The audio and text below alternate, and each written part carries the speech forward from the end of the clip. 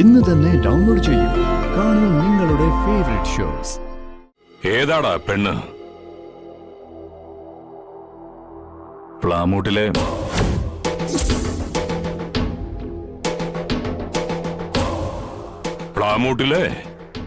യോഹന്നാന്റെ മകൾ ഡെയ്സി.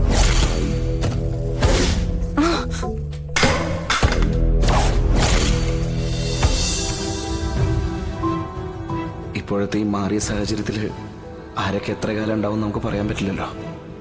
ഉള്ളോടത്തോളം കാലം എല്ലാവരും ഒരുമിച്ച് സന്തോഷത്തോടെ കഴിയണമെന്ന് എൻ്റെ ആഗ്രഹം.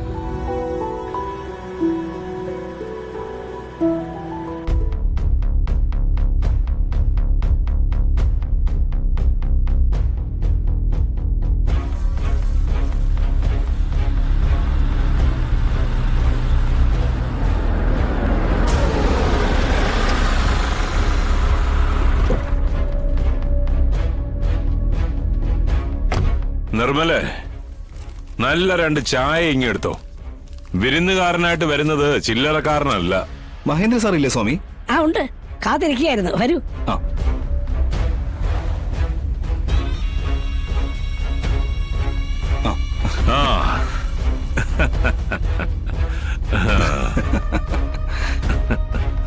ഒരു കാര്യം ഏറ്റാ പിന്നെ അത് നടപ്പിലാക്കുന്നത് വരെ എനിക്ക് ഉറക്കമില്ല. പ്രത്യേകിച്ച് മഹേന്ദ്രൻ സാറിനെ പോലുള്ള നല്ല ആളുകൾക്ക് വേണ്ടി ആവുമ്പോ ഒരു പൊടിക്ക് ആത്മാർത്ഥതയും കൂടും. ആ ആത്മാർത്ഥത കൊണ്ട് ഞങ്ങൾക്ക് ഇപ്പൊ വല്ല ഗുണമുണ്ടോ? അതാണ് ആദ്യം അറിയേണ്ടത്. അത് പിന്നെ ഇല്ലാതിരിക്കോ? താൻ ഇരിക്കേ. പരുത്തിക്കുന്നിലെ കുടിയൊഴിപ്പിക്കൽ പ്രശ്നം, അതാണ് മഹേന്ദ്രൻ സാറിനെ അലട്ടുന്ന ഇപ്പോഴത്തെ പ്രശ്നം എന്ന് എനിക്കറിയാം. അതിനൊരു ചെറിയ പരിഹാരമായിട്ടാ ഞാൻ വന്നിരിക്കുന്നത്. ജില്ലാ കളക്ടർ ശാലിനി വിഷ്ണുവിന്റെ മേശയ്ക്കുള്ളിൽ ഭദ്രമായിട്ട് സൂക്ഷിച്ചു വെച്ചിരുന്ന ഫയലായത്. പരുത്തിക്കുന്ന് കോളനി പുറമ്പോക്ക് ഭൂമിയാണെന്ന് തെളിയിക്കുന്നതായി കാഹളം കുമാരൻ കണ്ടെത്തിയ എല്ലാ രേഖകളും അടങ്ങിയ ഫയലാണിത്.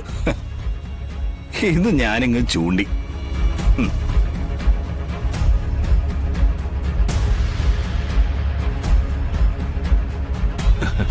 Very good. ചായ. ജോണേ, താൻ ആ ചായ കുടിക്കേ.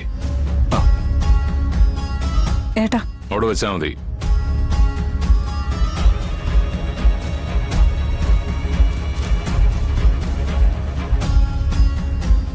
ജോണേ, സംഗതി ഇത് തന്നെയാ. ഇതിന്റെ ബലത്തിൽ ആ ചാൻസിയറാണ് ഇവിടെ ഉഴുതുമറിക്കാൻ വേണ്ടി വന്നത്. ഇനി ഇത് നഷ്ടപ്പെട്ട സ്ഥിതിക്ക് അവളുടെ നാവിന് കൂച്ചുവലം കിട്ടതുപോലെ ആവും.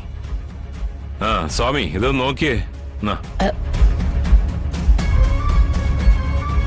നമ്മൾ ഈ ഭൂമിയിൽ ജീവിക്കുന്നത് നമുക്ക് നമ്മുടെ കുടുംബത്തിന് വേണ്ടി മാത്രം ആവരുതല്ലോ. എന്തെങ്കിലുമൊക്കെ സഹായം ഒപ്പം നിൽക്കുന്നവർക്കും ചെയ്യണ്ടേ? അത് മാത്രം നമ്മുടെ കളക്ടറുടെ ഭാഗത്തുനിന്ന് ഉണ്ടാവില്ല. പക്ഷെ സാറിന് അറിയാലോ എന്റെ ഒരു രീതി. നമുക്ക് വേണ്ടപ്പെട്ടവർക്ക് വേണ്ടി എന്തെങ്കിലുമൊക്കെ ചെയ്യാൻ കഴിഞ്ഞില്ലെങ്കിൽ പിന്നെ ഈ ജോലി കൊണ്ട് എന്താണ് ഒരു നേട്ടം? ഇതിനുള്ള നേട്ടം അക്കൗണ്ടിലോട്ട് അറിഞ്ഞു തന്നെ അങ്ങ് ഇട്ടേക്കാം. പിന്നെ ഇതോടുകൂടി പരുത്തിക്കുന്ന് കോളനിയുമായിട്ടുള്ള കളക്ടറുടെ ബന്ധം അവസാനിച്ചില്ലേ? പൂർണ്ണമായും അവസാനിച്ചു തന്നെ പറയാം. മതിയായ രേഖകളില്ലാതെ പിന്നെ എന്ത് അറ്റാച്ച്മെന്റ്? പോയി പണി നോക്കാൻ പറയണം. ഒരു കളക്ടർ വന്നിരിക്കുന്നു, ശാലിനി വിഷ്ണു. ഇവര് കാരണം മനുഷ്യർക്ക് ആർക്കും ഇവിടെ ജീവിക്കാൻ വയ്യ. കളക്ടർ തിരിച്ചെത്തുമ്പോ ആദ്യം തിരക്കുന്ന ഫയൽ ഇത് തന്നെ ആയിരിക്കുമല്ലോ, അല്ലേ? അതുറപ്പല്ലേ. അതിനു മുൻപ് അവരെ ഒന്ന് ഒതുക്കാൻ പറ്റിയാൽ എല്ലാവർക്കും കൊള്ളാം.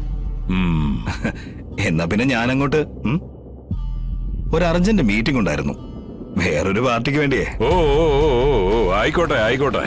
അപ്പൊ കാര്യങ്ങളൊക്കെ നമ്മൾ പറഞ്ഞ പോലെ. ശരി.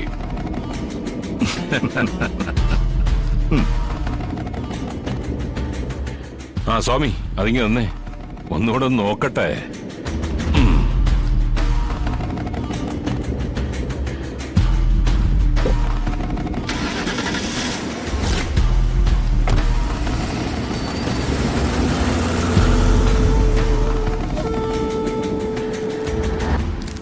അതെ, എനിക്ക് ചിലത് പറയാനുണ്ട്. നീ പറഞ്ഞോ.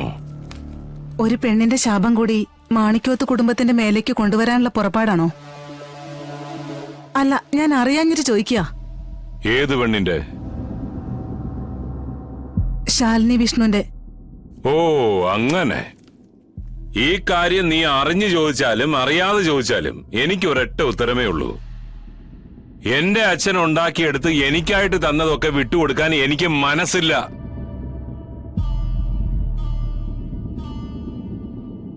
ഒരു പെണ്ണിന്റെ ജീവനെ നിങ്ങൾ യാതൊരു വിലയും കൽപ്പിക്കുന്നില്ലേ? നമുക്കും ഉണ്ടൊരു മോള്.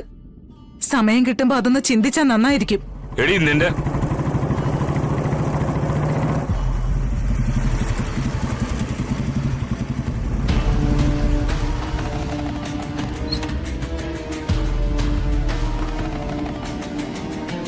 ശിവകുഞ്ഞ് വന്നെന്ന് തോന്നുന്നു. ആ അമ്മേ, മോനെ, അച്ഛനെവിടെ? ഇവിടെയുണ്ട്.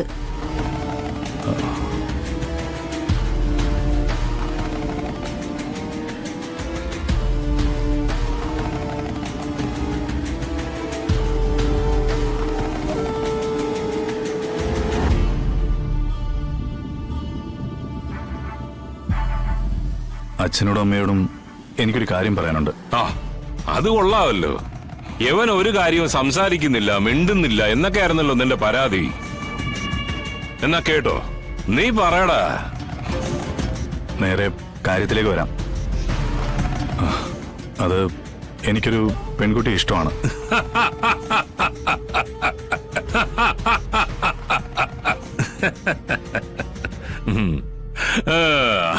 അത് സ്വാഭാവികം. പക്ഷേ അവളുടെ വീട്ടുകാർക്ക് ഇത് സമ്മതമല്ല. അതുകൊണ്ട് ഞാനവളെ വിളിച്ചിറക്കി ഇങ്ങോട്ട് കൊണ്ടുവരാൻ പോവാ. അച്ഛനും അമ്മയും സ്വീകരിക്കണം. ഡാ, അങ്ങനെ കണ്ണി കണ്ട പെണ്ണുങ്ങളെ ഒന്നും ഈ വീട്ടിലേക്ക് വിളിച്ചോണ്ട് വരാൻ പറ്റില്ല. ഇവക്കെന്താ വീടും വീട്ടുകാരും ഒന്നും ഇല്ലേ? ആ, അതുള്ളതാ പ്രശ്നമായത്. അതുകൊണ്ടാ മുൻകൂട്ടി അനുവാദം ചോദിക്കുന്നത്. ഏതാടാ പെണ്ണ്? പ്ലാമൂട്ടിലെ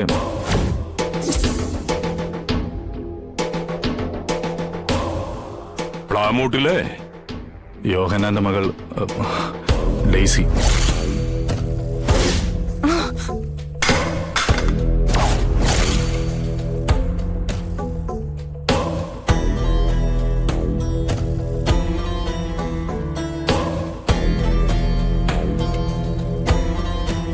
ഡാ, ഡാ ശിവ,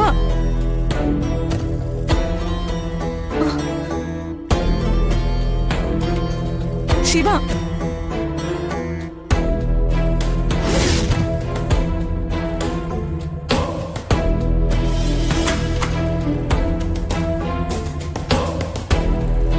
സ്വാമി, എന്താ സാറേ?